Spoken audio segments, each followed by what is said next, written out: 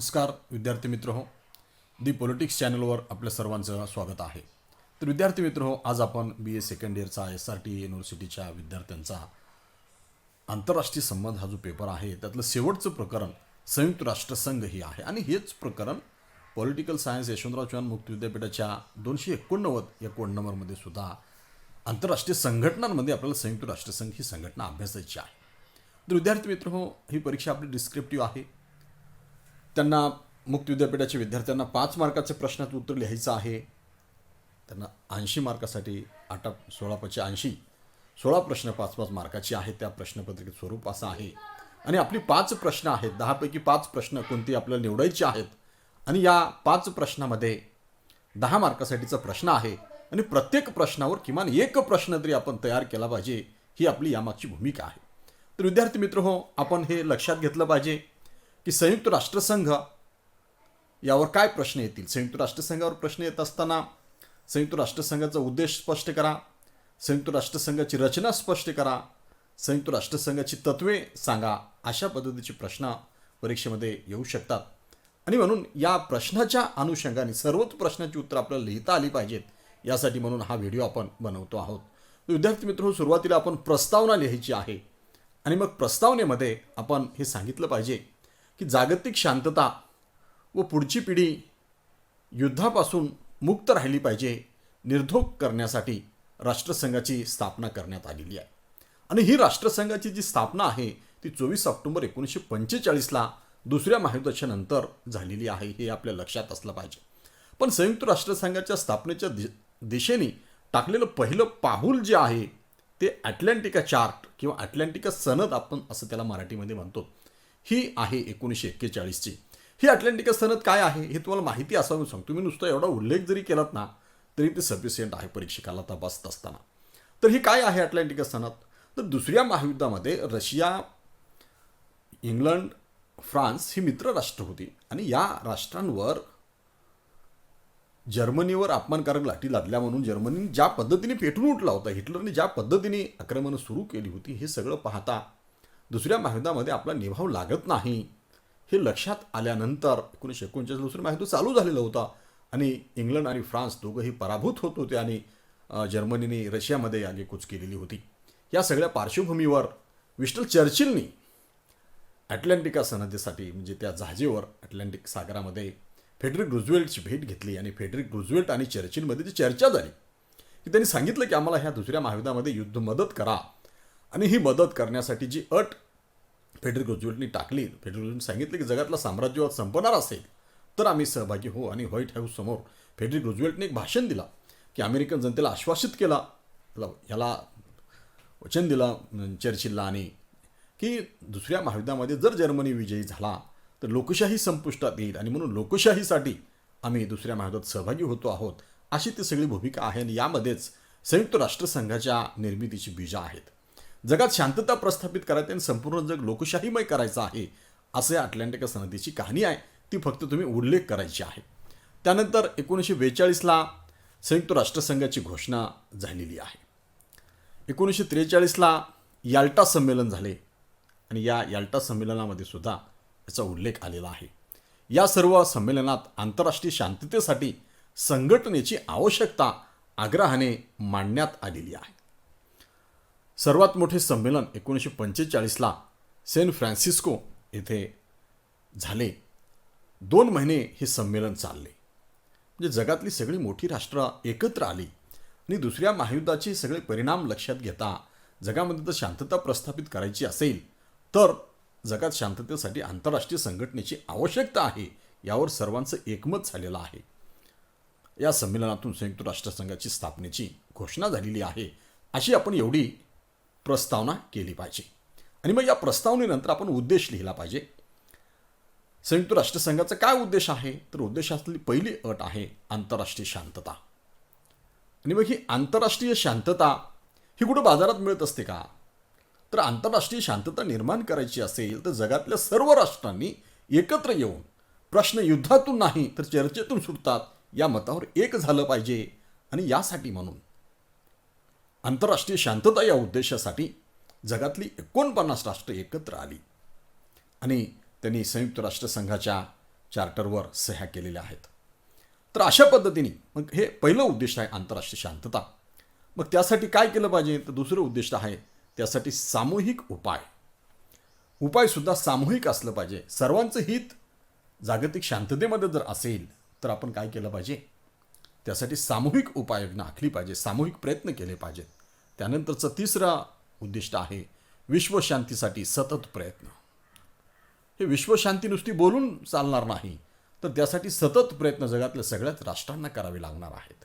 त्यानंतरचं तिसरं उद्दिष्ट आहे आंतरराष्ट्रीय सामाजिक, आर्थिक, सांस्कृतिक, मानवतावादी प्रश्न सोडवण्यासाठी सामूहिक प्रयत्न. मग यामध्ये सगळ्याच क्षेत्रातली प्रश्न आहेत आणि ही सगळी प्रश्न सोडवण्यासाठी कारण सिरिमा मार्टिनी असं म्हटलं होतं की मानवाने जर प्रयोगशाळेला शरण गेलं आणि मानवाचं जीवन उच्च करण्यासाठी प्रयत्न केले, शस्त्रास्त्र जर सोडून दिली, मनातली भीती काढून टाकली, तर जगातलं दारिद्र्य आपलं निर्मूलन करता येईल. पण आपण नेमकं ते करत नाही. संशय आणि भीती ही जगामध्ये सातत्याने तणाव निर्माण करते आणि म्हणून आर्थिक, सामाजिक, सांस्कृतिक, मानवतावादी प्रश्न जे आहेत ती तशीच भेडसावत आहेत. जग बेकारीच्या खाईत आहे, दारिद्र्याच्या खाईत आहे आणि याला बाहेर काढायचं असेल तर सामूहिक प्रयत्नांची आवश्यकता आहे, असं ते अत्यंत उदात्त असं उद्दिष्ट आहे. त्यानंतरचं उद्दिष्ट आहे राष्ट्रात सामंजस्याचे वातावरण. हे शेवटचं उद्दिष्ट आहे की प्रत्येक राष्ट्रामध्ये सामंजस्याचं वातावरण असलं पाहिजे. कुठल्याही राष्ट्राला कुठल्याही राष्ट्राची भीती वाटली नाही पाहिजे. जगामधलं छोटं राष्ट्र असो, मोठं राष्ट्र असो, एक विश्वराज्य आपल्याला कशा पद्धतीने निर्माण करता येईल यासाठी संयुक्त राष्ट्रसंघाच्या उद्देश आहे की जगातली सगळी प्रश्न आपल्याला चर्चेतून सोडवता आली पाहिजे. एक विश्व सरकार आपल्याला निर्माण करता आलं पाहिजे. या उदात्त हेतूने संयुक्त राष्ट्रसंघाची 24 ऑक्टोबर 1945ला स्थापना झाली आणि यावर 49 राष्ट्रांनी स्वाक्षऱ्या केल्या. असा तो सगळा भाग आहे. आणि मग हे आपण लिहिल्यानंतर आपलं एका प्रश्नाचं उत्तर संपते. त्यानंतर मग दुसरा प्रश्न येतो की संयुक्त राष्ट्रसंघाचं चार्टर काय आहे. या चार्टरमध्ये 111 कलमं आहेत आणि या चार्टरमध्ये पहिली तरतूद आहे शांतता आणि सुरक्षा. नुसतीच शांतता नाही, शांततेसाठी आपण जर शस्त्र घेतली नाही तर आपण असुरक्षित आहोत असं कुठल्याही राष्ट्रांनी मानण्याचं कारण नाही. हे त्यातली महत्त्वाची भूमिका आहे. त्यानंतर दुसरा मुद्दा आहे मैत्रीपूर्ण संबंधाचा विकास. चार्टरमधलं दुसरं तत्व आहे मैत्रीपूर्ण संबंधाचा विकास. आणि तिसरं आहे आंतरराष्ट्रीय सहभाग.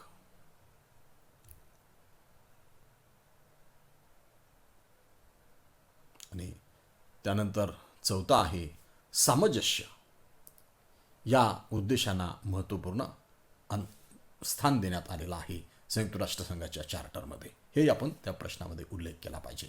आणि याचं प्रत्येक मुद्द्याला एक 4-4 ओळी जर आपण लिहिलो तर संयुक्त राष्ट्रसंघाची प्रस्तावना तर ते सगळीकडे कॉमन करायची आहे. चार्टर आलं तर हे असं लिहायचं.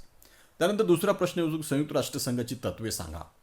तर त्यामध्ये आपण हे सांगितलं पाहिजे की पहिलं तत्व आहे, ज्यांना उद्दिष्ट समजली त्यांना तत्व समजायलाही सोपं जाते. पहिलं तत्व आहे सार्वभौम राष्ट्र समान.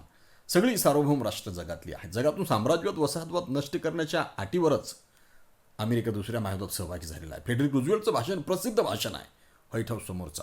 आणि मग संपूर्ण राष्ट्रांच्या सार्वभौमत्वाचा सन्मान आहे. सगळी सार्वभौम राष्ट्र समान आहेत, हे त्याचं पहिलं तत्व आहे. त्यानंतर दुसरं तत्व आहे सद्भावना. कुठल्याही राष्ट्राबद्दलचं द्वेष नाही, कुठल्याही राष्ट्राला कमी लेखणं नाही, तर सगळी राष्ट्र समान आहेत या भूमिकेतून ते वर्तन आहे. आणि मग तिसरं तत्व आहे चर्चेतून प्रश्न सोडवणे.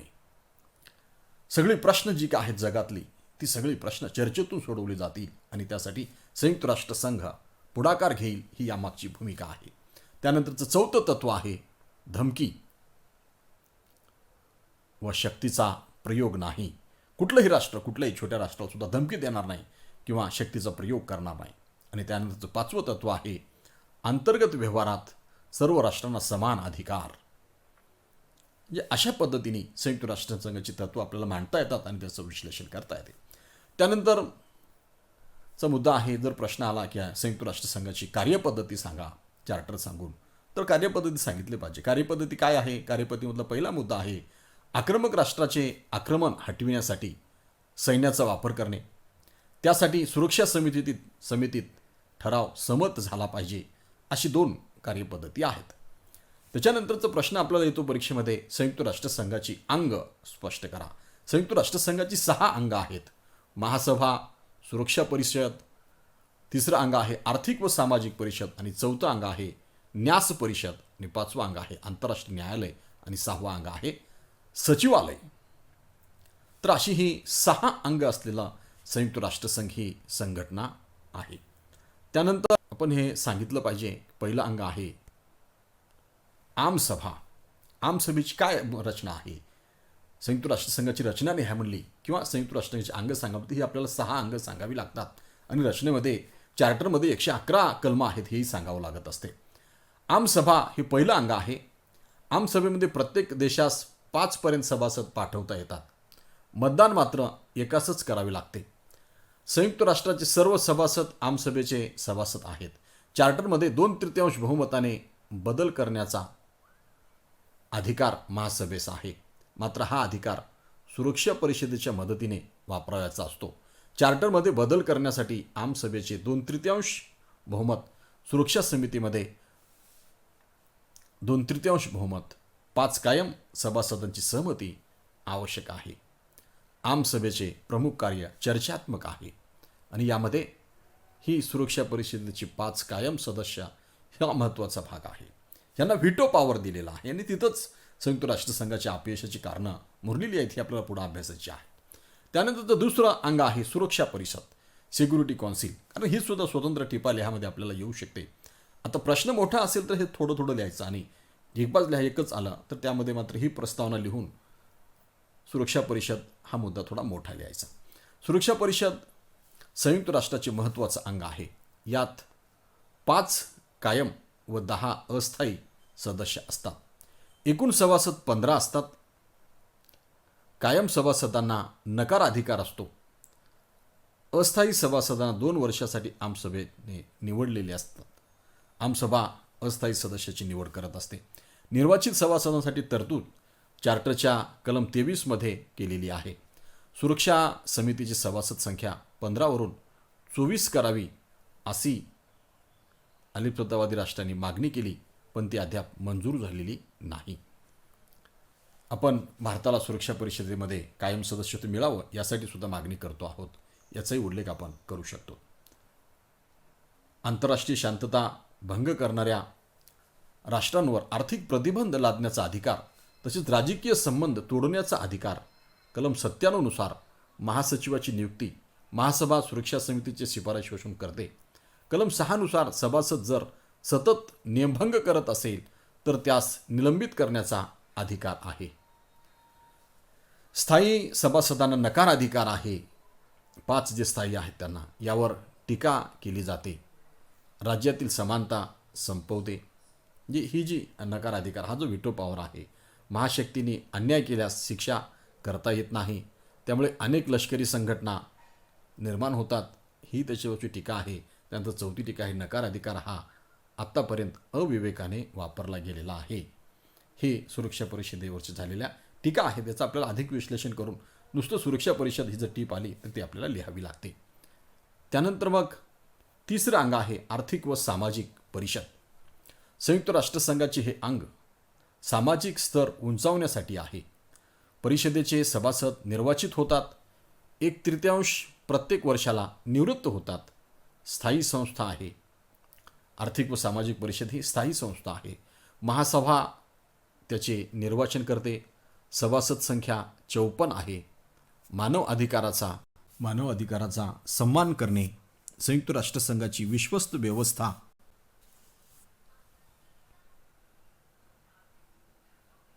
हे पुढचं अंग आहे.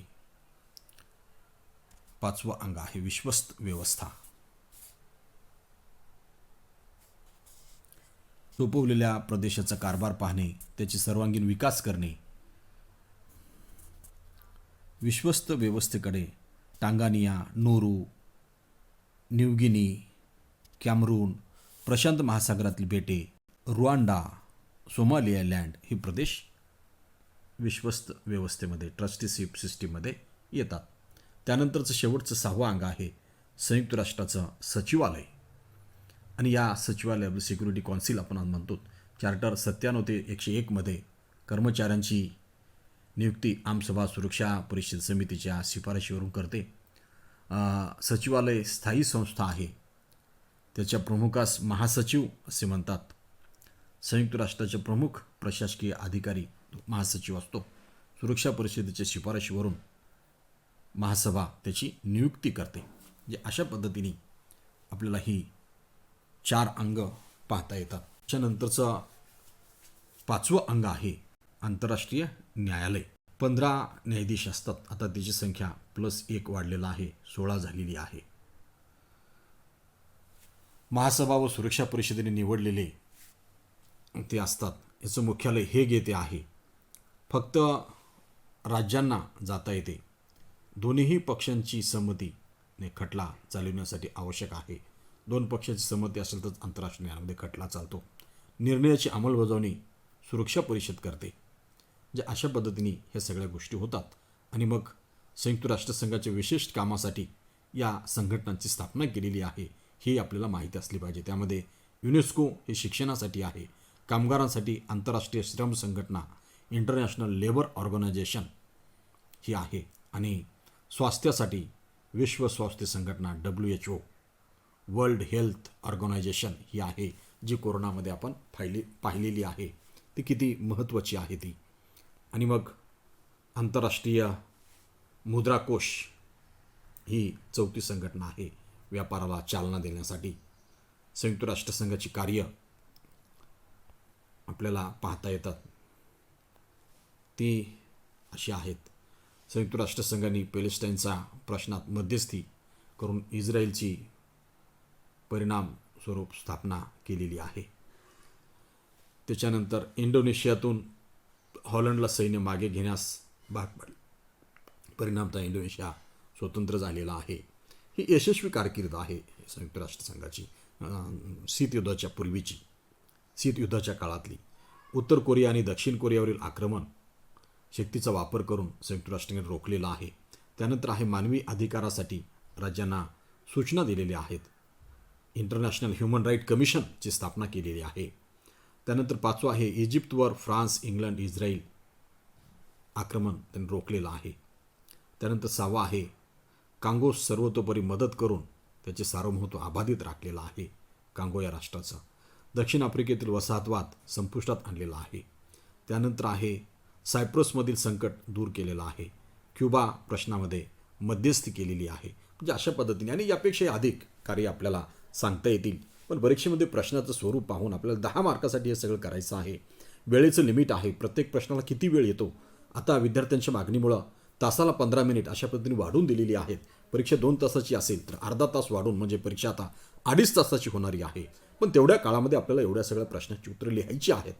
आपल्या सर्वांना परीक्षेच्या हार्दिक शुभेच्छा. विद्यार्थी मित्र हो, प्रत्येक प्रश्न आपल्याला अतिशय चांगला लिहिता आला पाहिजे यासाठी हा प्रयत्न आहे. आपल्याला सर्वांना निश्चितपैकी हा व्हिडिओ आवडेल. हा व्हिडिओ यशवंतराव चव्हाण मुक्त विद्यापीठ, स्वामी रामानंद मराठवाडा विद्यापीठ, BA second year, political science 289 Yashwantrao Chavan मुक्त विद्यापीठाच्या कोड नंबरसाठी आणि सेटनेट MA साठी सुद्धा अत्यंत उपयुक्त आहे. सर्वांना हा व्हिडिओ उपयोगी ठरेल.